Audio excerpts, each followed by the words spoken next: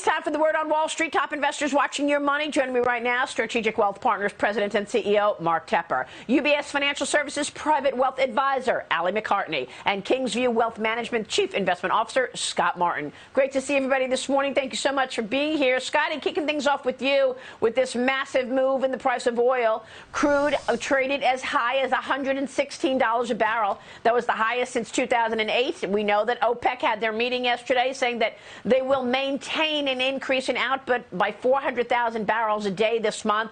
That was lower than a lot of people were expecting. And yesterday I spoke with the Future Executive Director Daniel Turner about what he expects from the oil market. Listen to this. 150 easily, and if we do ever put sanctions on Russian oil, which is doubtful, but if they actually did, I think $200 barrel oil is not impossible, and that will be devastating to our economy, to families. Scotty, your reaction? I'm freaking out. You've been talking about it all morning, Maria, with some of the guests about just unlimited was a number that Trump threw on there, and as you talked about with David earlier in the hour at 5 o'clock, the numbers are at least probably 150 plus, and as you just heard from Daniel Turner there. So it's scary, and it reminds me of a setup kind of similar to 2008 when oil prices spiked and then we had the economy get trashed. Now, that was also on the back of a financial crisis, of course, but don't forget that summer and how tough it was and how we're coming up to a summer here when we're coming out of COVID. We're lifting the veil. The economy is supposedly so great, yet we're going to be hitting summer driving season with prices at $7 or $8 a gallon. So the issue that I have, Maria, is the fact that you've been talking about it. Dagan said it earlier today, too. There's just no plan as far as what this administration is delivering. The outlook is poor when it comes to any kind of support for fossil fuel creation here in the United States or utilization. And therefore, unless they come up with something different, this has definitely got a ticket to 150 plus and possibly an economic recession not soon thereafter, or very soon after. Well, you look at this week, Ali, oil this week alone is up 24%. That's just the week. And the Federal Reserve obviously watching closely. Jay Powell yesterday on the Hill. And by the way, he'll be back on the Hill today. He will say much of the same that he said yesterday. And he proposed a 0.25 percentage point rate increase at the central bank's next meeting. That happens in 2 weeks, Ali, as you know. This hike is lower than what much of the market was expecting, right? The market was pretty much pricing in a 0.5 point hike in that meeting in 2 weeks, and it comes as inflation is at a 40-year high. Your reaction? We have had a ton of intraday volatility, both in the fixed income market and in the equity market. And coming into late last week, as you said, there was an overwhelming likelihood of a 50 basis point increase in March. At least that's what the markets were forecasting. And that was taking down all of equity markets, but especially growth stocks for all of the reasons that we discuss every morning.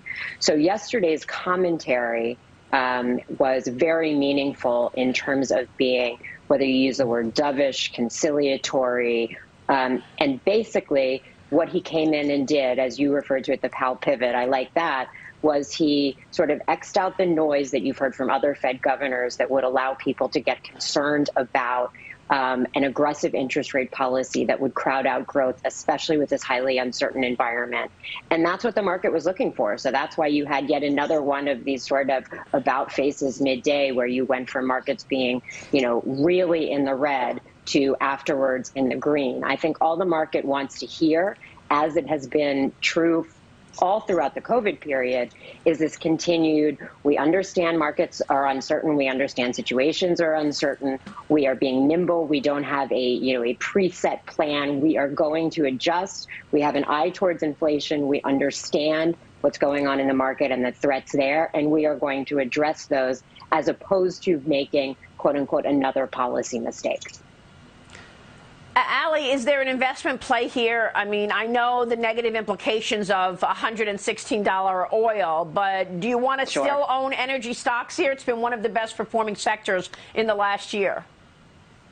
Yeah, so look, over the last couple of days, especially on Tuesday, cyclicals, so largely energy, financials, even industrials, so all the sort of reopening value plays went down.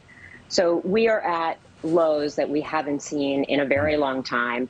we actually did take our S&P numbers down, just given what's happening in the market and the massive uncertainty and the intricacies and interconnectedness of it. But we still see, an S&P of 4,800 by the end of the year. And, individual investors have the benefit of not having to trade every day and being able to hold long term. So I think that's the place to go. I think industrials, financials, energy, we should be picking up here for sure. Yeah, and Mark, Allie's taking her expectations down for the broader economy because of the impact on oil. Is it going to have an impact on jobs? We're getting the weekly jobless claims out in an hour and a half. We'll get the jobless claims out today, and tomorrow the jobs report. Economists are expecting 400,000 jobs added to the economy in February. The unemployment rate ticking lower to 3.9%. Does the oil shock hit the February jobs report, Mark? I don't think so, not yet. And look, if we look at adding 400,000 jobs in February after like 470,000 in January, if the Fed really has a dual mandate, that's the green light to follow through on their commitment to hiking rates so that they can fight off inflation. And look, my overall take on the jobs market right now is that it's actually too strong. I think it's overheated, and I think that eventually begins to hurt margins. And right now, if you think about it, the employee has pricing power over the employer. It's a zero-sum game right now where companies, they're poaching talent from their competitors. They're paying substantial premiums of like 20%, 40%. And those pay increases are not one-time bonuses. They're permanent.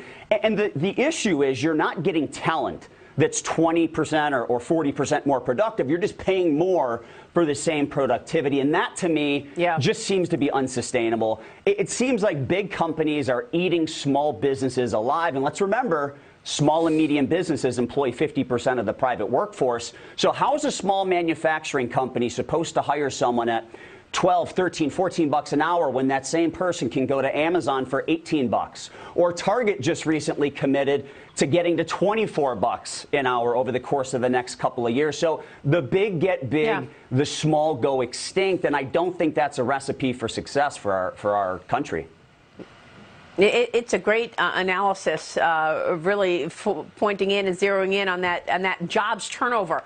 Allie McCartney, Scotty Martin, great to see you both. Thanks very much for the wonderful word on Wall Street. Mark Tepper, you're sticking with us all morning, and we're grateful for that. Quick break, and then coming up, Russia.